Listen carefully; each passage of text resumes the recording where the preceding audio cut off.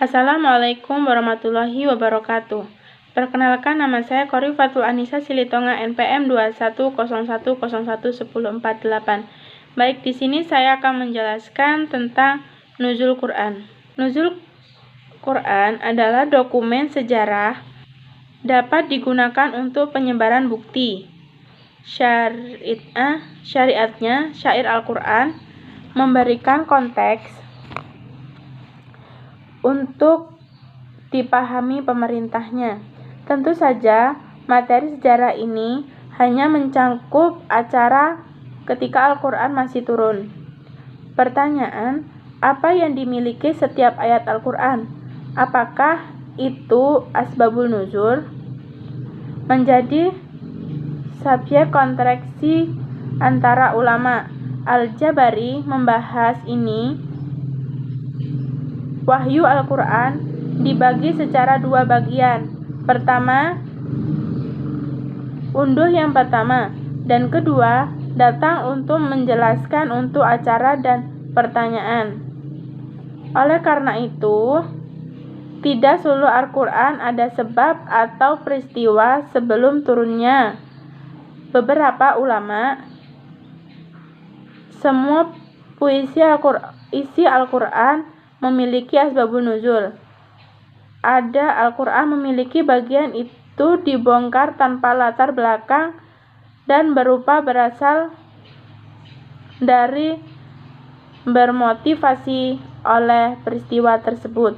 Sedangkan menurut istilah asbabul nuzul itu adalah suatu yang dengan sebabnya turun suatu ayat atau lebih ayat yang mengandung sebab itu, atau memberi jawaban tentang sebab itu, atau menerangkan hukumnya pada masa terjadinya kejadian itu. Ada beberapa rumusan yang dilakukan oleh para ulama Al-Quran, di antaranya Mana Al-Qutan mendefinisikan asbabun nuzul sebagai suatu dalam keadaan tertentu, suatu seperti sesuatu yang menjadi dalam keadaan yang Al-Quran diturunkan pada saat itu, acara dan pertanyaan. Suhbil mendefinisikan syahil asbabun. Tapi apa itu nuzul? Akibatnya ada beberapa rumusan yang dikemukakan oleh para ulama Al-Quran. Di antaranya, Mana Al-Qitan mendefinisikan asbabun nuzul sebagai suatu dalam keadaan tertentu. Sesuatu seperti yang terjadi dalam keadaan yang Al-Quran diturunkan pada saat itu. Dan secara etimologis, asbabun nuzul berasal dari kata asbab, plural dari sababa, yang artinya penyebab, karena. Nuzul adalah kata Arab nazala yanzilu lan. Apa artinya sebagai berikut. Namun demikian, Al-Zaroni saya mengkritis dua pengertian di atas. Menurut dia, penggunaan kata nuzul berarti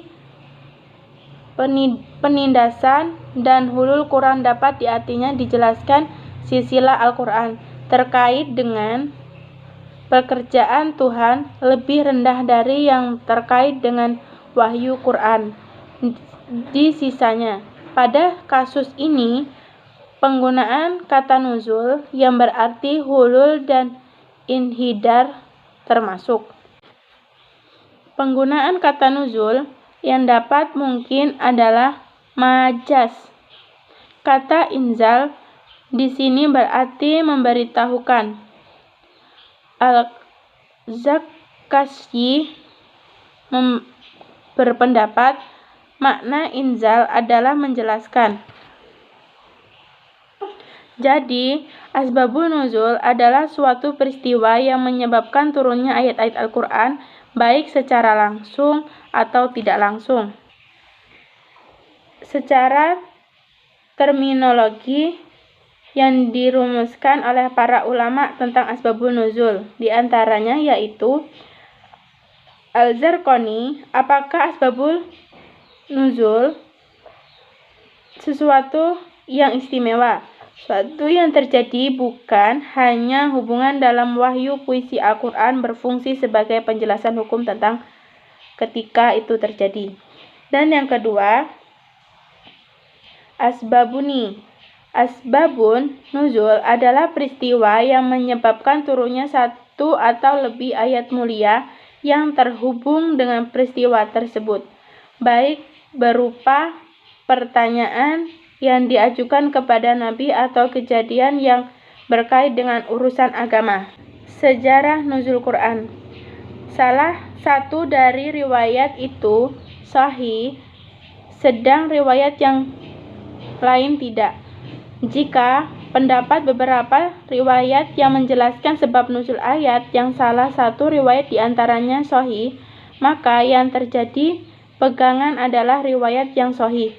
Misalnya, hadis yang diriwayatkan oleh Al-Bukhari dan Muslim dari Junab, pada suatu saat Nabi sakit sehingga beliau tidak mengerjakan sholat tahajud selama 1 malam atau 2 malam. Seseorang perempuan kemudian datang kepada beliau dan berkata, "Hai Muhammad, syaitanmu sudah tidak menghiraukanmu lagi." Penyelesaian kataan sebuah kasus Surat Duha ayat 13. Sebab turunnya ayat dalam bentuk peristiwa ada 3 macam, yaitu yang pertama, peristiwa berupa pertengkaran. Yang kedua, peristiwa itu kesalahan yang fatal. Dan yang ketiga, peristiwa itu berupa cita-cita dan keinginan. Kemudian, Al-Quran sebagai wahyu. Kata wahyu berasal dari madrasal wahyu yang memiliki 2 arti dasar, tersembunyi dan cepat.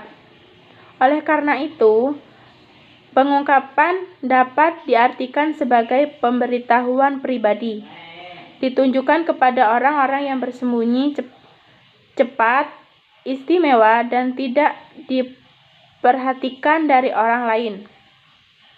Di sisi lain, firman Tuhan didefinisikan dengan istilah syar'i dari sudut pandang wahyu. Diwahyukan kepada Nabi, pengertian ini mengungkapkan pengertian maf'ul, yaitu al-muha, terungkap. Muhammad Abdu membedakan antara wahyu dan ilham. Inspirasi menurutnya apa yang diyakini bahwa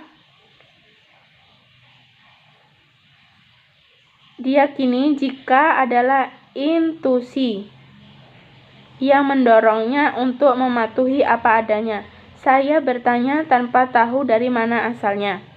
Analis sifat dan situasinya, pengaturan kehidupan di akhirat dan kehidupan manusia menurut prinsip-prinsip umum bahwa dan menanggapi pengetahuan spiritual tentang Tuhan dan sifat-sifatnya. Kepada saya tahu cara beribadah. Jadi, tahu cara tentang kasih kepada orang Sang Pencipta. Allah menaruh wahyu kepada Rasul-Nya, didapatkan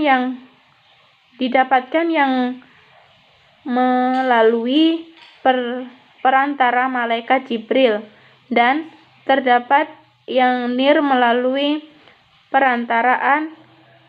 Adapun wahyu yang disampaikan lewat perantara malaikat Jibril alaihissalam terbagi menjadi 2, yaitu yang pertama, datangnya bayi, misalnya dencingan lonceng dan bunyi tadi sangat tertenaga dan keras yang memengaruhi faktor-faktor kesadaran.